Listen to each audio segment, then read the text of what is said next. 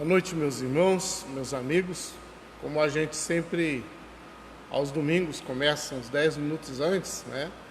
Um tempo para nós orarmos e cantarmos louvor ao nosso Deus, mas também pelo fato de que 7h30, 19h30, começam bastante cultos, né, online. E talvez a gente tivesse um pouco de dificuldade para conectar, tá? É bom estarmos aqui mais uma vez. É bom podermos compartilhar a palavra do Senhor nesses dias em que tem sido um pouco diferente o nosso estilo de culto, né? Nosso momento de culto. Então, que bom que vocês já estão chegando, né? Temos aí os irmãos daqui da igreja, irmãos de outras igrejas onde a gente já passou. É uma alegria sempre vê-los aí, ainda que pela rede social, né? Que Deus possa nos abençoar nesse dia, nesse momento de adoração e de louvor. Que você possa, aí nesse momento, ainda que na sala da tua casa, no escritório, ter um momento de adoração, de culto, né? Cante conosco as canções, leia a Bíblia junto com a gente, ouça a palavra do Senhor e que Deus possa edificar muito a tua vida nessa noite. Vamos orar? Se você puder fechar os seus olhos e ter um momento de oração junto comigo. Louvado seja, Senhor Deus, o teu nome por mais um dia que o Senhor nos permitiu, na tua graça e na tua bondade, Senhor. Agora, ó Deus, quando nós nos colocamos, ó Pai, em oração, em culto diante do Senhor, rogamos que o teu Santo Espírito dirija a nossa vida, Senhor. Aquieta o nosso coração, Deus, de qualquer preocupação, de qualquer anseio, e nos coloca, ó Deus, diante do Senhor, dispostos, ó Deus, para que nós possamos prestar a Ti o nosso culto de adoração, de louvor e de gratidão. Ó Deus, visita a casa de cada um dos meus irmãos, ó Deus, e amigos que estão aqui, ó Pai, assistindo essa live, Senhor. Que o Senhor, ó Pai, possa repousar com a Tua paz sobre nós, Deus. Que o Senhor, com o Teu Santo Espírito, possa nos dirigir, ó Deus, de maneira consciente, de maneira racional, Deus, no momento de culto, Senhor, no momento de adoração, Deus. Que a Tua bênção, ó Pai, seja abundante sobre a nossa vida, sobre a nossa casa. Ó Deus, abençoa a nossa nação, Deus, abençoa, ó Pai, os nossos municípios, o nosso estado, Deus. Que o Senhor, ó Pai, na Tua misericórdia, na Tua graça, Senhor Deus, esteja dirigindo as coisas, Senhor. Trazendo, ó Pai, cura, Deus, para essa enfermidade que tem trazido tanto medo. Mas acima de tudo e qualquer coisa, ó Deus, trazendo quebrantamento no meio do Teu povo, Deus, e arrependimento, Senhor. Para que nos voltemos ao Senhor, Deus. E não, ó Pai, não deixamos esmorecer a nossa fé e a nossa vida contigo, Senhor. Mas que, Pai, sejamos avivados nesses dias, ó Pai, pelo poder do Teu Santo Espírito, ó Pai, que habita em nós. Inflama o nosso coração, Deus. Ó Deus, toca a nossa consciência, Deus, e transforma ela, ó Pai, numa mente submissa à Tua vontade, Senhor. Nos dê, ó Pai, conscientemente, ó Pai, discernimento da Tua vontade, Senhor. Que a Tua palavra nos diz que é boa, que é perfeita e que é agradável, Senhor. Dirija-nos, ó Deus, em culto nesse momento, Pai.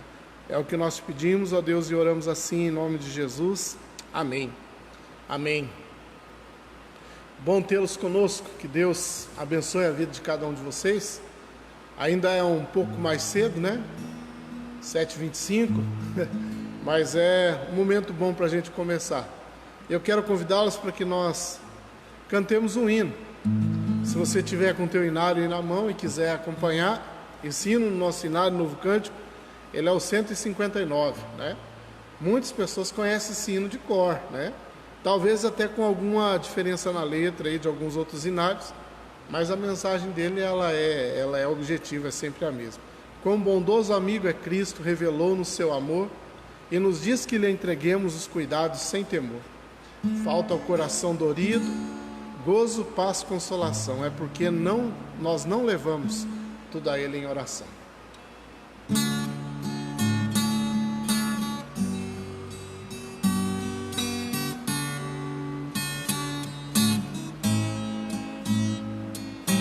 Quão bondoso amigo é Cristo, revelou no seu amor e nos diz que lhe entreguei cuidados sem temor. Falta o coração dorido, consolação. É porque nós não levamos tudo a Ele em oração. Andas triste e carregado de pesares e de dor, a Jesus eterno abrigo, vai com fé teu mal expor. Teus amigos te desprezam, conta-lhes em oração, e por seu amor tão terno paz terás no coração. Cristo é verdadeiro amigo, disso prova nos mostrou, quando para resgatar humilde se encarnou, derramou precioso sangue para nos purificar, gozo em vida e no futuro já podemos alcançar. Nós podemos ter muitos amigos nessa vida, né? E a Bíblia diz que quem encontrou um amigo, encontrou um tesouro. Mas nunca teremos um amigo como Jesus Cristo, né? Ele é o bondoso amigo. Quão bondoso amigo é Cristo, né? João nos fala no seu evangelho, na sua carta, que nós amamos porque Ele nos amou primeiro. O amor que temos recebido provém de Deus. Esse é o bondoso amigo que me ama, que te ama, o bondoso amigo que nunca nos deixará. Mesmo que os nossos amigos nos abandonem, mesmo que haja angústia, mesmo que andemos tristes, amargurados, esse bondoso amigo está conosco, sempre, em cada momento da nossa vida. Eu quero convidá-los, se você estiver com a tua Bíblia aí, para abrir ela lá no livro de Apocalipse, capítulo de número 15.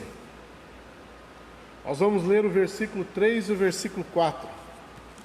Apocalipse capítulo 15, versículo 3 e versículo 4.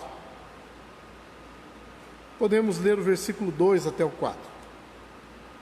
Vi como que um mar de vidro mesclado de fogo, e os vencedores da besta da sua imagem e do número do seu nome, que se achavam em pé no mar de vidro, tendo harpas de Deus, e entoavam o cântico de Moisés, servo de Deus, e o cântico do Cordeiro, dizendo: grandes e admiráveis são as tuas obras, Senhor Deus Todo-Poderoso. Justos e verdadeiros são os teus caminhos, ó Rei das nações. Quem não temerá e não glorificará o teu nome, ó Senhor? Pois só tu és santo. Por isso todas as nações virão e adorarão diante de ti, porque os teus atos de justiça se fizeram manifestos. Ó Rei das nações, quem não te louvará, quem não temerá o teu nome, né? Essa é a visão que João tem lá do tempo em que a igreja do Senhor será levada à glória eterna com Ele. A visão que João tem é a visão do céu, a visão do trono de Deus, do louvor que há lá, né? Do louvor incessante que existe na presença do Senhor. Deus se agrada dos louvores que nós rendemos a Ele de todo o coração. Então, se você puder cantar de coração, às vezes a gente canta quietinho, né? Mas louve o Senhor, adore o Senhor. Esse cântico diz: porque dele, por ele e para ele são todas as coisas, a ele, pois, a glória eternamente. Amém.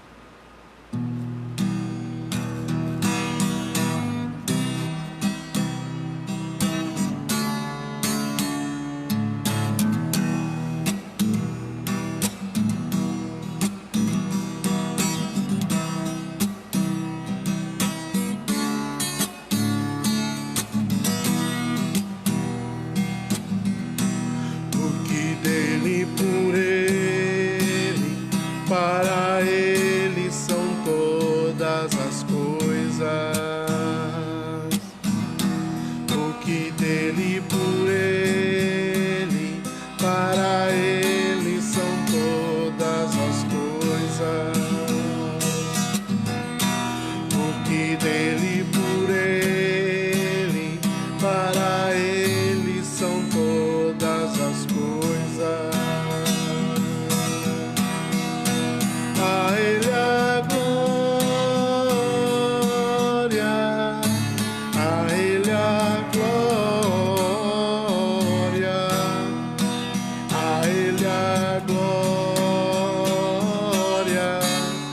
para sempre. Amém. A Ele a glória, a Ele a glória, a Ele a glória, para sempre. Amém. Quão profundas riquezas o saber e o conhecer de Deus,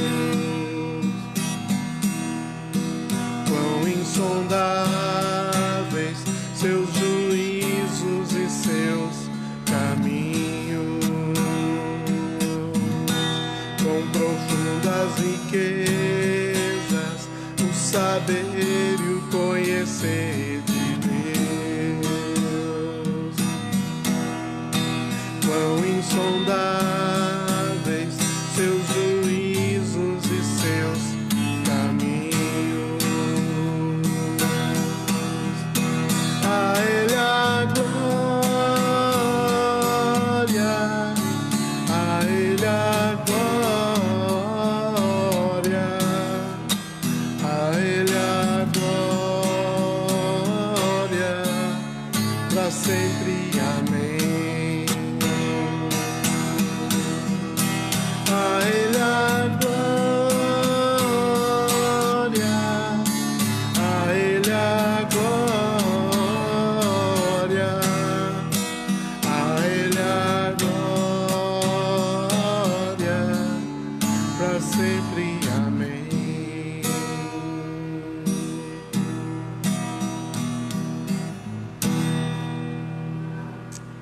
Amém, né? A Deus seja toda a honra, toda a glória e todo louvor, né? Em todo tempo, em todo lugar. Tem um cântico antigo que ele diz que os reis da terra se prostrarão ante a ti, Senhor. Sim, os poderosos virão a ti e confessarão o teu poder. Não apenas de palavras reina hoje, não apenas de palavras reina hoje.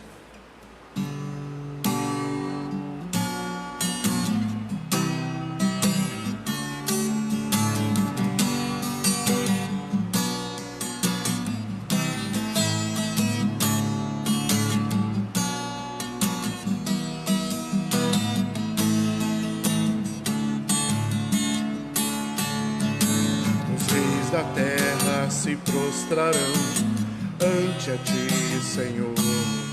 Sim, os poderosos virão a ti e confessarão o teu poder, Senhor.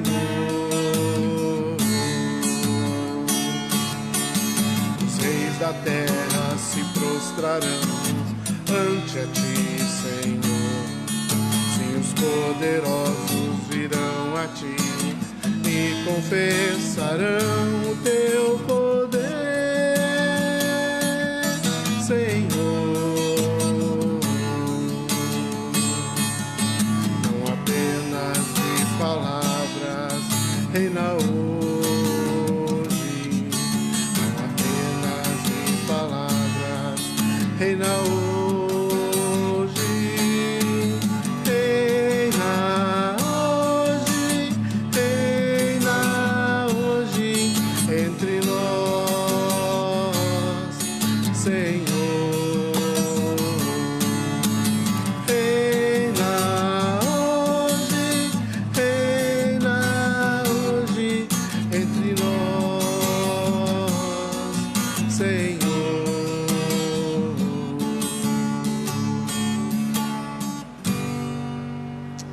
Amém.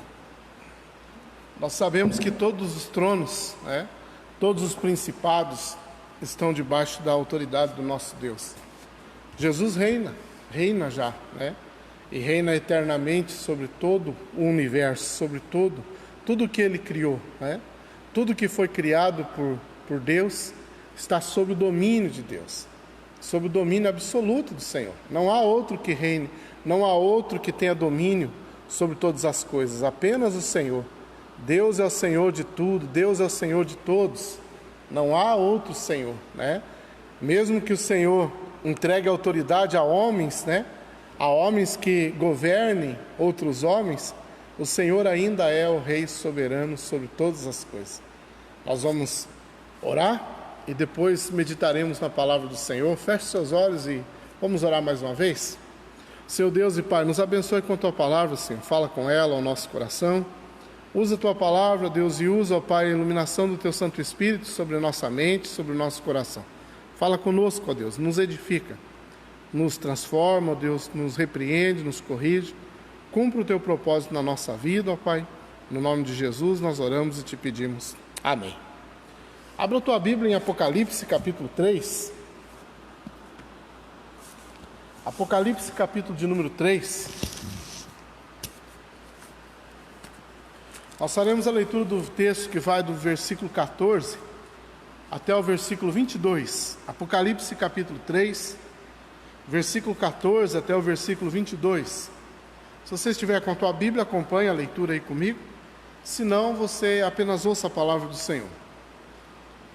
Ao anjo da igreja em Laodiceia escreve: estas coisas diz o Amém, a testemunha fiel e verdadeira, o princípio da criação de Deus.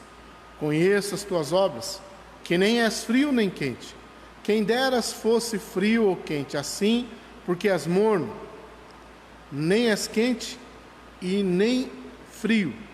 Estou a ponto de vomitar-te da minha boca. Pois dizes, estou abastado e não preciso de coisa alguma, e nem sabes que tu és infeliz, sim, miserável, pobre, cego e nu.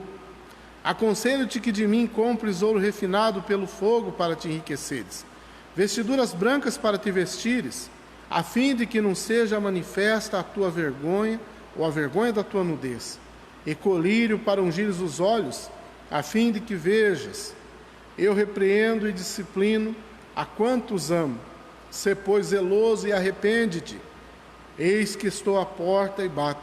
Se alguém ouvir a minha voz e abrir a porta, entrarei em sua casa e cearei com ele, e ele comigo. Ao vencedor dar-lhe-ei sentar-se comigo no meu trono, assim como também eu venci e me sentei com meu Pai no seu trono. Quem tem ouvidos, ouça o que o Espírito diz às igrejas. Esse texto é um texto que nos chama a atenção, principalmente pela forma negativa como a igreja de Laodiceia é vista por Jesus Cristo. Uma igreja orgulhosa, uma igreja arrogante, uma igreja cheia de si, uma igreja que dizia, tenho bastante, tenho bastante, tenho com fartura. A igreja dizia-se segura, dizia-se tranquila. E Jesus trata aquela igreja como uma igreja miserável, pobre, cega e nu. Uma outra coisa que Jesus chama atenção nessa igreja é porque ele chama essa igreja de uma igreja morna, uma igreja que não é fria nem quente. E Jesus usa uma expressão dura com relação a essa igreja quando ele diz, estou a ponto de vomitar-te da minha boca. Sabe-se que naquela região existia-se uma água que era impossível de ser bebida, e essa água era morna, essa água era saloba. E Jesus compara aquela igreja com a indigestão que aquela água trazia ao paladar. Ela não prestava para matar a sede, ela não prestava para saciar. Então Jesus usa a repulsa daquela água para mostrar que essa igreja nas suas obras era também repulsiva aos olhos de Deus. As cartas às igrejas em Apocalipse, elas não são cartas direcionadas a incrédulos, elas são cartas direcionadas a crentes que passavam por tribulações e angústias naquele tempo. Há muitas igrejas que Jesus elogia a fé, o fervor, o trabalho, mas sempre Jesus destaca o que aquelas igrejas vinham trazendo em si, que de uma forma negativa as impediam de ser instrumentos de bênção na mão do Senhor. A igreja de Laodiceia em si era uma igreja orgulhosa, era uma igreja arrogante, era uma igreja cheia de si, uma igreja cheia de dons e talentos, uma igreja de uma condição social bastante abastada, bastante tranquila, mas era uma igreja que tinha o seu coração longe de Deus. Uma igreja morna, uma igreja que você não podia distingui-la como uma igreja fervorosa, porque ela não era, mas ao mesmo tempo você não a tratava como uma igreja desprezível, porque ela de alguma forma expressava algum tipo de religiosidade. Aquela igreja vivia num comodismo muito perigoso, um comodismo que havia transformado aquela igreja numa igreja saciada consigo mesmo, uma igreja que acreditava que não precisava de mais nada, e Jesus mostra que ela precisa. Jesus manda que eles comprem dele ouro refinado, comprem dele colírios para os olhos, comprem dele vestes brancas, para que aquelas vergonhas da igreja fossem escondidas. Então Jesus sabe quem é a igreja, Jesus sabe do que ela precisa. O olhar de Jesus sobre nós vai muito além do que nós imaginamos, meus irmãos. Jesus sabe muito mais de nós do que nós sequer imaginamos. Jesus conhece os dias que nós não vivemos ainda. Jesus conhece as inclinações do nosso coração. Jesus sabe exatamente para onde nós estamos indo, e às vezes nem nós mesmos temos esse discernimento.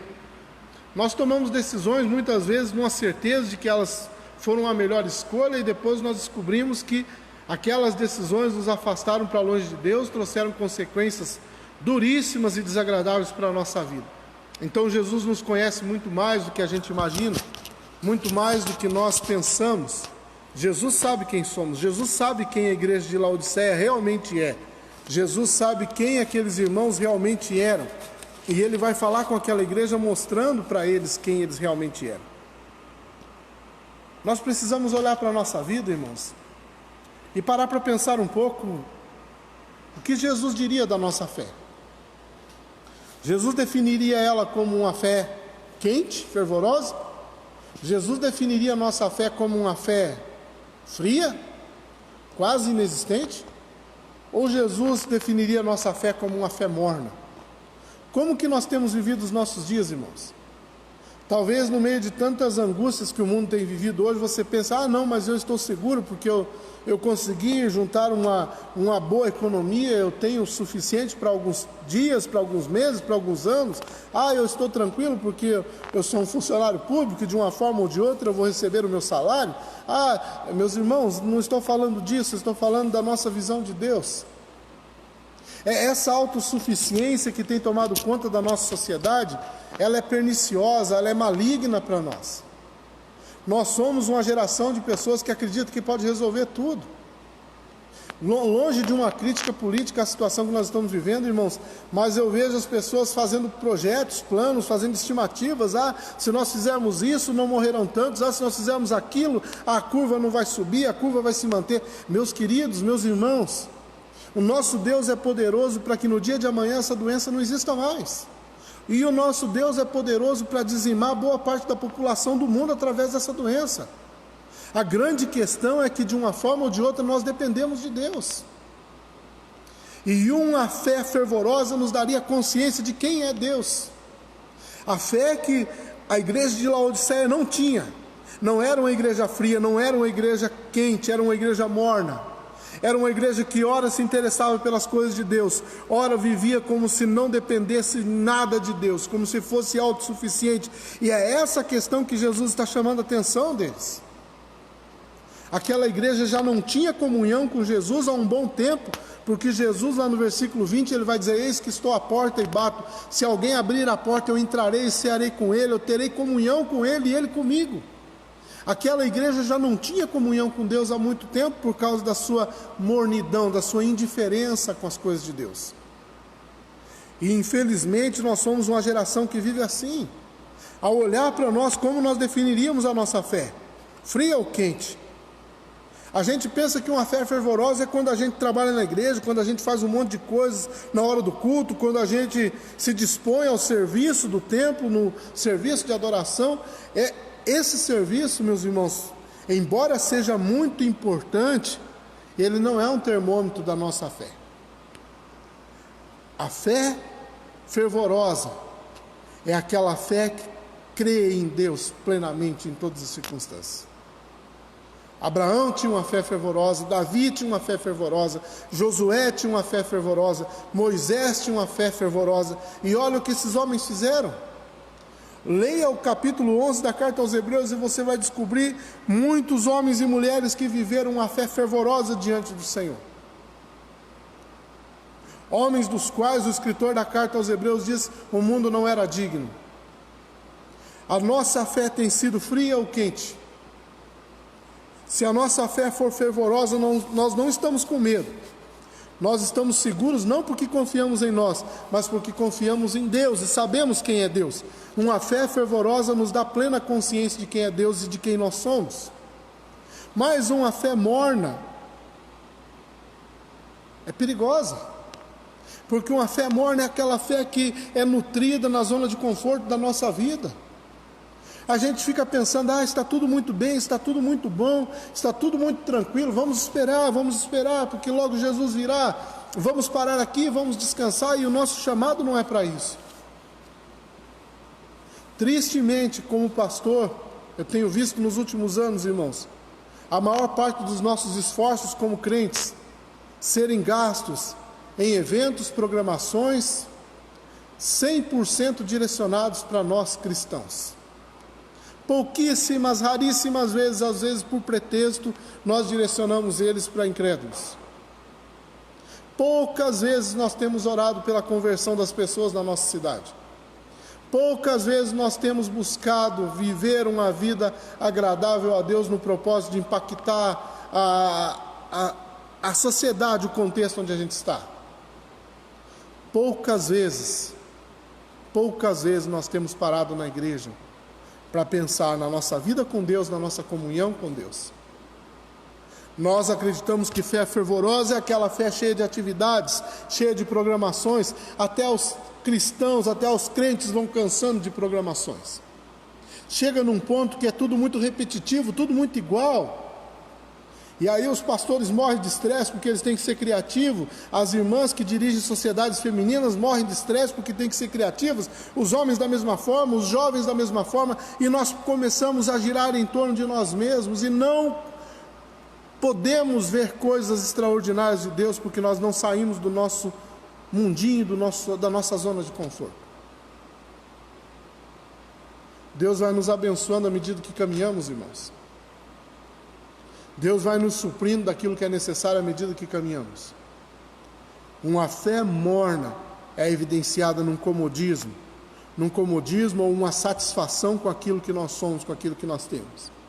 Por muitas vezes, e agora eu falo para nós presbiterianos, a gente bate no peito e fala, nós somos uma igreja doutrinariamente correta, nós somos uma igreja que tem seus símbolos de fé, sua doutrina bem definida, e a gente deixa de olhar ao redor, deixa de perceber ao redor que o Senhor nos chamou para ser muito mais do que uma instituição bem estruturada, bem pensada, bem planejada. O Senhor nos chamou para sermos testemunhas dele em todos os confins da terra, como nós falamos hoje pela manhã. Uma fé morna é aquela fé que os crentes de Laodiceia tinham por olhar para si mesmo e falar, estamos ricos e abastados e não precisamos de coisa nenhuma.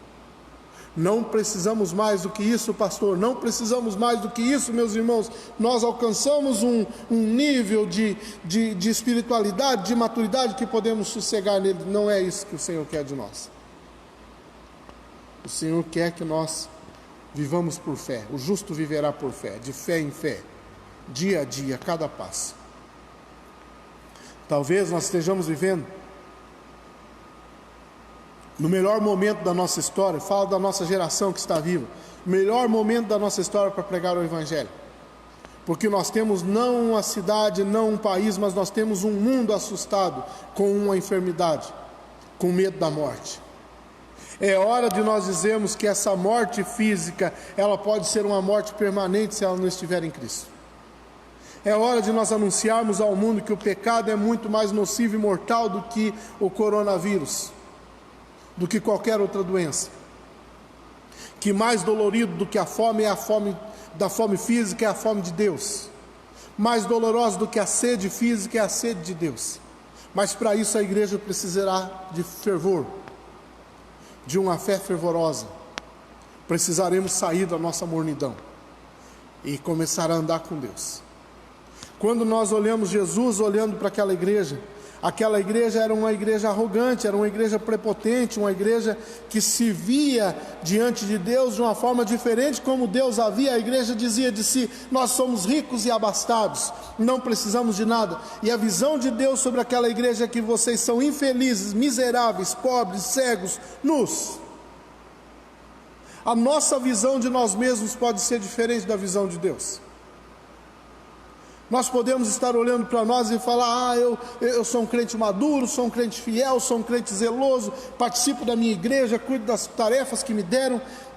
e pensarmos que nós estamos plenamente satisfeitos, plenamente completos com isso, e Deus olhar para a nossa vida e falar: não é para isso que eu te chamei, meu servo, não é para isso que eu te chamei, meu filho, eu te chamei para mais, eu te chamei para ser testemunha das nações. Talvez nós tenhamos muitas coisas de fato, irmãos, mas não tenhamos aquilo que precisamos. Tem muitos cristãos que são frequentes na igreja, assíduos na igreja, zelosos das coisas de Deus, mas que andam tristes, amargurados, vazios. Muitos lares cristãos se desfazendo, muitos filhos de homens e mulheres tementes a Deus abandonando os caminhos do Senhor na juventude, na adolescência, e não se interessando mais pelas coisas de Deus. E às vezes nós dizemos: estamos ricos e abastados e não precisamos de nada. E Deus olha para nós e fala: infeliz, miserável, pobre, cego e nu.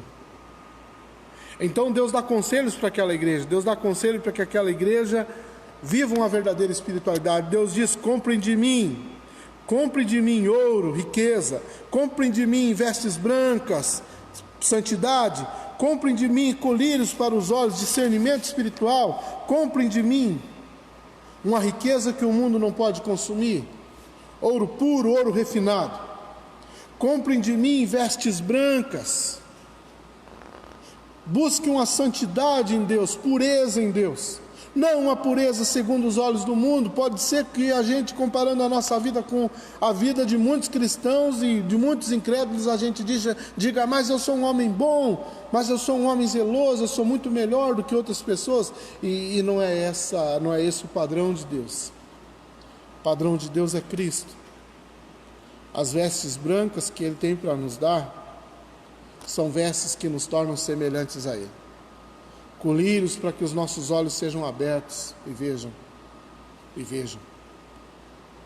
O justo viverá por fé. Aquele que vive por fé vê possibilidades que ninguém vê, gente. Enxerga na perspectiva de Deus. O mundo está dizendo: vamos morrer, mas talvez a resposta de Deus seja vida. O mundo está dizendo que está doente, talvez a resposta de Deus seja cura. A gente tem visto com tristeza as nossas igrejas a cada dia mais esfriando, esmorecendo, quase se apagando no seu vigor. Mas Deus, possivelmente, nesse tempo que nós estamos vivendo, esteja gerando avivamento na vida da igreja. Avivamento. Tornar vivo aquele que está morto. O avivamento vem para onde não há vida, gente. Quando nós chegamos à consciência de que precisamos do avivamento, é porque as coisas estão ruins. As coisas não estão bem. As coisas não estão de acordo com a vontade de Deus, não estão como deveriam ser. Há um conselho de Deus ali: comprem de mim vestes brancas, comprem de mim riquezas, ouro puro, comprem de mim colírios para os seus olhos. A verdadeira espiritualidade não está em metodologias humanas, não está em decisões de homens. A verdadeira espiritualidade está numa entrega completa a Deus. Dispor-se somente na presença de Deus. Deus dá um conselho interessante ali. Ele diz que disciplina e corrige a todos quanto ama. O amor de Deus se manifesta na nossa vida de várias maneiras. A maior de todas elas é no fato de Jesus ter morrido na cruz do Calvário para nos salvar. Mas esses que foram salvos foram chamados por Deus para serem glorificados em Deus. E nesse processo de santificação, até que nós sejamos glorificados em Cristo, Deus tratará o nosso caráter, irmãos. Através da palavra, através do testemunho do Espírito, através da comunhão com Deus, da comunhão com os irmãos. A igreja é o lugar do confronto, é o lugar do conflito. A palavra de Deus existe para repreensão, para correção, para educação na justiça de todo aquele que foi chamado por Deus, a fim de que ele seja perfeito. Nós temos que viver isso, fomos chamados para viver isso. Se Deus nos ama, Ele vai nos disciplinar, vai nos tratar. Se Deus nos ama, Ele vai nos corrigir, porque Ele não quer que nós nos percamos.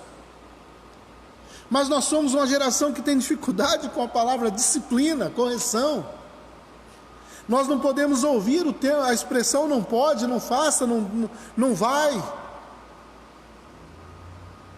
Nós somos uma sociedade desesperada para ser feliz, e talvez a geração mais triste que já tenha vivido nesse mundo. Temos bastante comida, temos casa boa, temos vida confortável, temos bons empregos, bons estudos, mas somos uma geração triste. Uma geração que olha a natureza e não consegue contemplá-la. Uma geração que não consegue ver a beleza da vida. Uma geração chamada para ser alegre em Cristo, mas que muitas vezes, por estar imergida, mergulhada no pecado, precisa ser disciplinada por Deus, para que possa ser santificada de novo. Irmãos, paremos para pensar. Essas coisas que temos vivido, não é Deus ferindo o nosso orgulho, a nossa autossuficiência, a nossa pretensão de resolver todas as coisas? Esse tempo que temos vivido sem poder nos congregar na igreja, não é Deus tornando valoroso de novo o momento de culto, o momento de adoração? Porque nós nos tornamos consumidores de culto, consumidores de eventos. Nós temos o nosso culto preferido, a nossa música preferida, nós temos o nosso pastor preferido, a nossa mensagem preferida, e nós não temos consciência de que a nossa vida é uma vida de adoração e serviço, e que nós estamos exatamente no lugar onde Deus quis colocar ali. Somos chamados para servir exatamente onde estamos. Agora que não temos a igreja, será que temos valorizado ela? Porque, meus irmãos, eu falo com tristeza no coração. Há muitos anos que eu tenho visto os nossos estudos bíblicos se esvaziando cada vez mais, as nossas reuniões de oração sendo um ato de perseverança e de fé de alguns irmãos. A maior parte dos irmãos da igreja não sabem nem que dia é a reunião de oração na igreja. A maior parte dos irmãos já vai completar aniversários, vários, que não vão a um estudo bíblico, um estudo de doutrina. Nós temos uma idolatria desesperada pelo culto de domingo à noite. Muitas igrejas têm abrido mão da escola dominical por falta de frequência. Será, meus irmãos, que nesse tempo Deus não está disciplinando-nos porque nos ama, para que nós despertemos para o valor da palavra? Uma geração de crentes que não estuda a Bíblia é a geração de crentes mais confusas que se tem. Crente que acredita em horóscopo, crente que joga loteria, crente que, misericórdia, vive num sincretismo religioso na sua mente, que não consegue discernir uma música boa de uma música ruim. Cristãos que acham normal ouvir, ler, consumir qualquer tipo de coisa que a mídia proponha, sem discernimento, sem pesar as palavras. Não estará Deus nos disciplinando? Deus disciplina e corrige a todos quantos amam. Uma geração morna é uma geração que se tornará desprezível a Deus. Uma geração a qual Jesus quer vomitar, lançar fora. A gente vomita aquilo que faz mal. É essa expressão que Jesus usa ali. Mas aí no versículo 20, Jesus propõe algo interessante para aquela igreja. Ele diz: eis que eu estou à porta e bato. Se alguém abrir essa porta, eu entrarei, cearei com ele e ele comigo. Eu cearei com ele e ele comigo. Eis que estou à porta e bato. Há uma colocação de Jesus muito interessante aqui. Primeiro, nos dá consciência de que Jesus já não estava nem dentro daquela igreja mais. Jesus já estava para o lado de fora dela. Aquela igreja já vivia à parte de Jesus. Segundo, Jesus usa uma expressão aqui: entrarei e cearei com ele.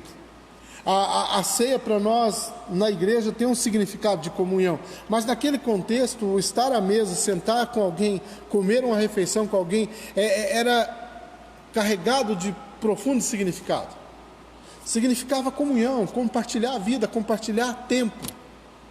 Era como se fosse uma família, pessoas que estavam ligadas entre si. Jesus disse: se alguém abrir a porta, eu entrarei. Se abrirem a porta, eu entrarei, cearei com ele. Se alguém ouvir a minha voz, eu entrarei, cearei com ele e ele comigo. Entrarei, cearei com ele. Terei comunhão com ele e ele terá comunhão comigo. Muitas vezes se usa esse capítulo 3, versículo 20, como se fosse um chamado ao evangelismo, dizendo: Jesus está à porta, abra o seu coração para Jesus. Não é esse o propósito do texto. Não é esse. Jesus está escrevendo uma carta para uma igreja de pessoas que creem em Jesus Cristo, mas que por uma razão muito clara no texto, uma igreja ensoberbada, uma igreja cheia de orgulho, uma igreja cheia de autoconfiança, uma igreja que não via a sua pobreza, a sua nudez, a sua necessidade de Deus, uma igreja que era carente de Deus e não percebia isso. Então aquela igreja vivia de uma forma tal que Jesus não fazia parte dela mais. Falava-se do nome de Jesus, a igreja carregava o nome de Jesus, mas a igreja não tinha comunhão com Jesus Cristo. Essa nossa geração é uma geração que fala do nome de Jesus. É uma geração que canta músicas para Jesus. Uma geração que escreve o nome de Jesus nas suas camisetas, nos seus adesivos, nas suas bandeiras. Hoje na política se fala tanto de Jesus. Mas uma geração que não é fria nem quente. Uma geração que infelizmente pode ser definida como uma geração morna. Quando eu falo disso, eu me incluo nisso, meus irmãos. É lógico que quem tem a visão correta, certa de quem somos é Deus, é o próprio Senhor Jesus. Mas é Ele que tem a visão dessa igreja. Essa igreja não se dava conta disso. Essa igreja não se considerava uma igreja morna. E Jesus vai dizer para ela que ela é morna. Talvez você olhar para você mesmo e falar: eu não sou assim. Eu não quero ser assim, eu não posso ser assim. Mas o que Jesus Cristo fala a nosso respeito? O que Ele vê em nós? O que está dentro do teu coração e do meu coração? Nós temos comunhão com Cristo, meus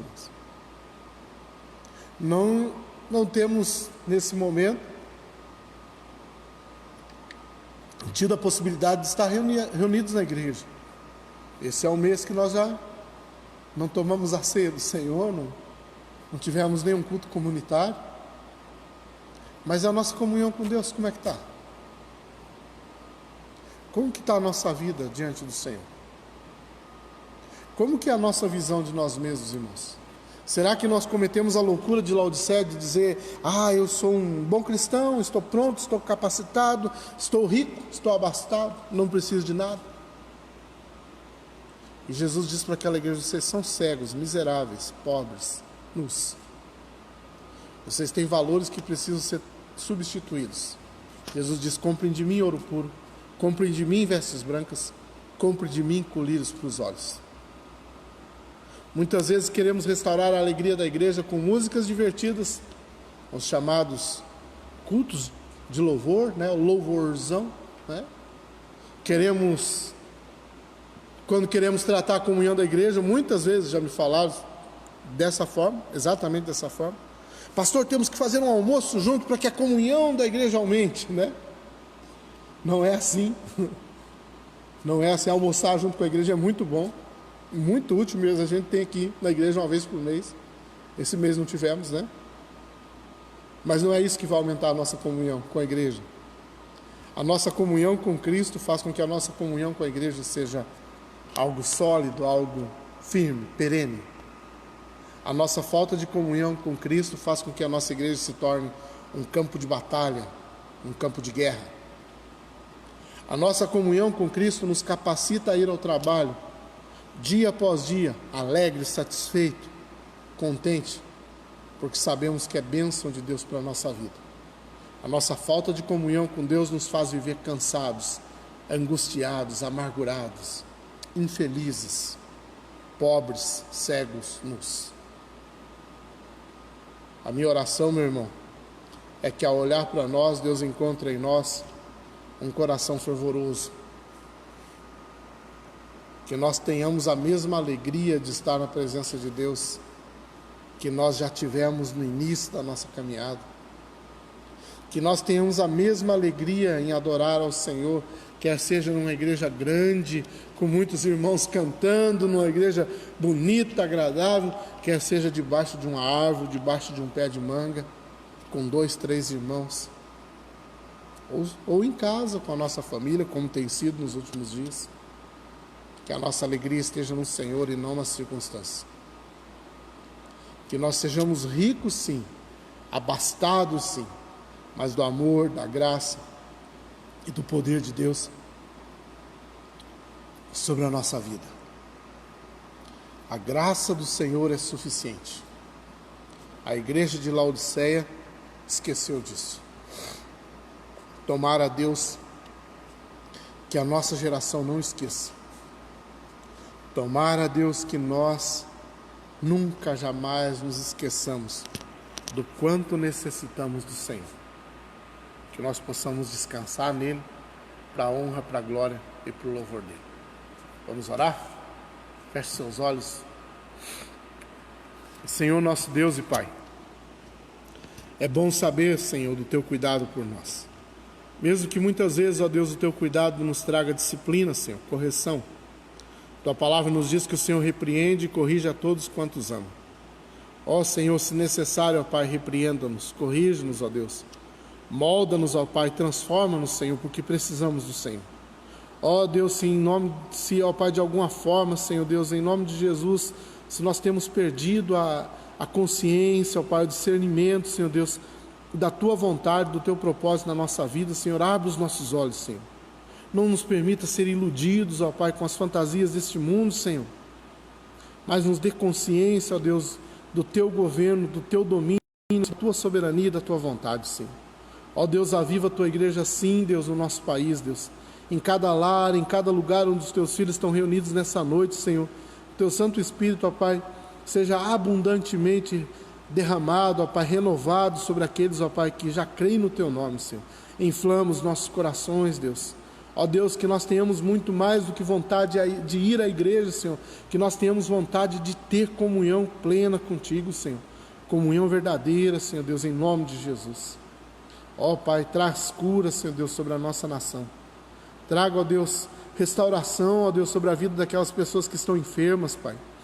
Ó Deus, em nome de Jesus, Pai, dá sabedoria aos nossos líderes, ó Deus, para que não vivam movidos por ambições, Deus, por sorte da ganância, Senhor Deus, mas para que vivam, ó Pai, movidos pelo Senhor, Deus. Muda o coração desses homens maus, Deus. Ó Pai, transforma-os, ó Deus. O Senhor é poderoso, Deus, para mudá-los, para transformá-los, Senhor. Ó Deus, em nome de Jesus, Pai. Se o Senhor, ó Pai, tem exercido juízo sobre o mundo, Senhor, que o Senhor nos fortaleça como igreja, Senhor, para que não venhamos a nos escandalizar, Senhor, para que não venhamos, ó Pai, a nos desanimar, Senhor Deus. Pelo contrário, Senhor, que sejamos renovados pelo Senhor, Deus, que sejamos testemunhas Tuas, ó Pai, em todos os cantos do mundo, Senhor. Tu és Deus, Pai, digno de toda a honra, digno de toda a glória, digno de todo louvor. É a Ti que adoramos, ó Deus. É a Ti, Pai, que rendemos o nosso culto, a nossa adoração.